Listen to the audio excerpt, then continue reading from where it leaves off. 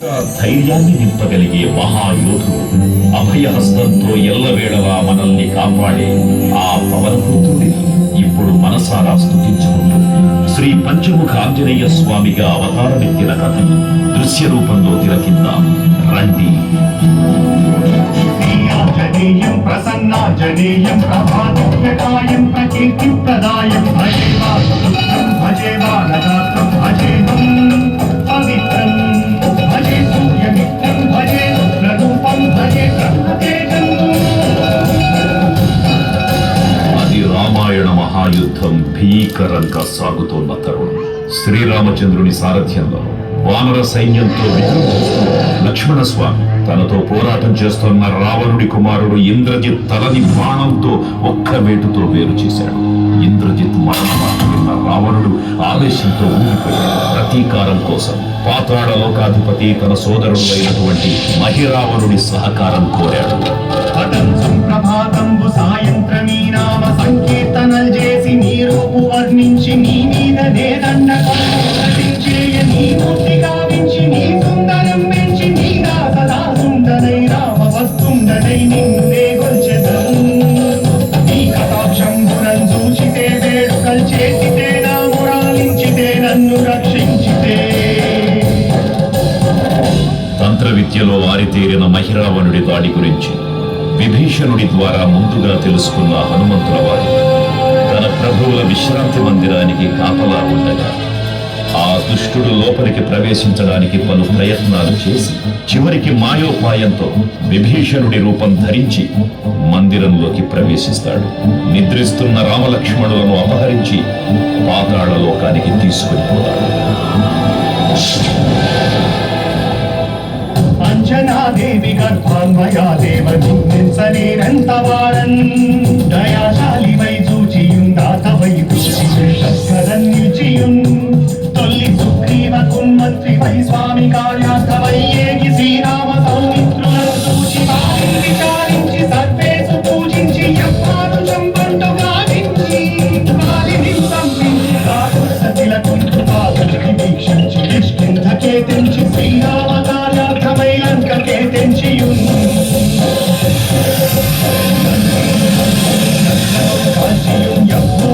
చూచి ఆనందము పొంగి ఆయుందరం విచ్చి ఆ రత్నముందెచ్చి శ్రీరామమునిచ్చి సంతోషము చేసి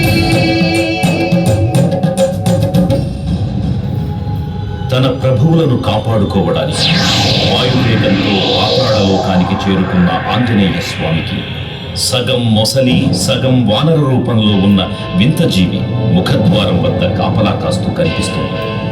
ఆ జీవి మకరధ్వజుడు అనే తన మహాసముద్రాన్ని దాటుతుండగా నీటిలో పడ్డ తన వేదవిందు ఒక మొసలి గ్రహించడం వల్ల జన్మించాడని తెలుసుకుని ఆశ్చర్యపోతారు హనుమంతులు.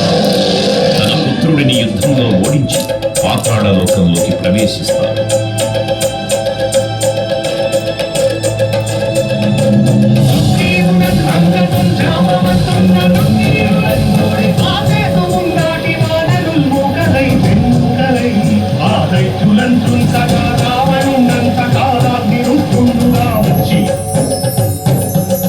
బ్రహ్మాండమైనట్టి ఆ శక్తిని వైచి ఆ లక్ష్మణుంపజానప్పుడే నీవు సంజీవిని తెచ్చి సౌమిత్రికి ఇచ్చి ప్రాణంబు రక్షింపగా కుంభకర్ణాకులన్నీరులంబోర శ్రీరామ బాణాగ్ని వారంతరిం రావణుం సంపదానంత లోకం పురానందమయ్యుండగా ప్రేరణంది భీషణు వేడుకంతోడు కనువచ్చి పట్టాభిషేకంబు చేయించి సీతామహాదేవిని తెచ్చి శ్రీరామునిచ్చి అంతన్నయోధ్యాపురించొచ్చి పట్టాభిషేకంబు సంరంభమయ్యున్నా.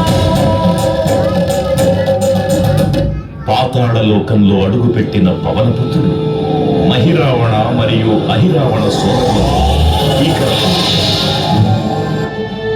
5 దిక్కులలో ఉన్న 5 దీపాలను ఒకేసారి ఆర్పడం ద్వారా మాత్రమే వారి మరణం సంభవిస్తుందని చెప్పబడింది. అప్పుడు మహాబలి 5 ముఖాల ధారణ చేసి పంచముఖ ఆంజనేయునిగా అవతరించి ఏకకాలంలో 5 దీపాలను ఆర్పివేసి ఆ దుష్ట సోదరులను తుదముట్టిస్తారు. నీ కన్న నాకెంత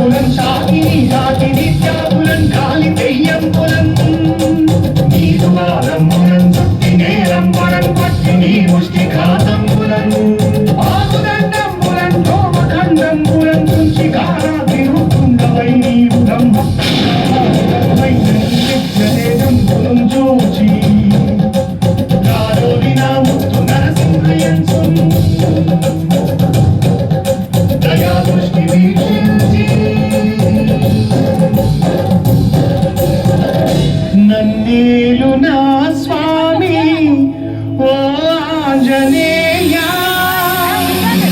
నమస్తే సదా బ్రహ్మచారి నమస్తే నమో వాయుపుత్ర నమస్తే నమః. తూర్పు దిక్కున చూసే శ్రీ హనుమాన్ ముఖం సర్వ పాపాలను హరించేదిగా, దక్షిణ దిక్కున చూసే శ్రీ నరసింహుని ముఖం శత్రు భయాన్ని పోగొట్టి విజయం చేకూర్చేదిగా, పశ్చిమ దిక్కుని చూసే శ్రీ గరుడ ముఖం భూత ప్రేత తాంత్రిక భయాలను పోగొట్టేదిగా, ఉత్తర దిక్కు వైపు చూసే శ్రీ వరాహ ముఖం గ్రహదోషాలను హరింపజేసి అష్టైశ్వర్యాలను అందించేదిగా, ఆకాశం వైపు చూసే శ్రీ హయగ్రీవ ముఖం విజ్ఞానాన్ని, విజయాన్ని, ఉత్తమ జీవిత భాగస్వామిని అందించేదిగా పురాణాలు చెబుతున్నాయి. కావున భక్తులారా, అన్ని విధాలుగా మనలను ఆదుకుని శ్రీ ఆంజనేయ స్వామిని మనసారా స్మరించుకుని ధరించండి. శ్రీ శ్రీ శ్రీ మహావీర బజరంగ బలికి జై.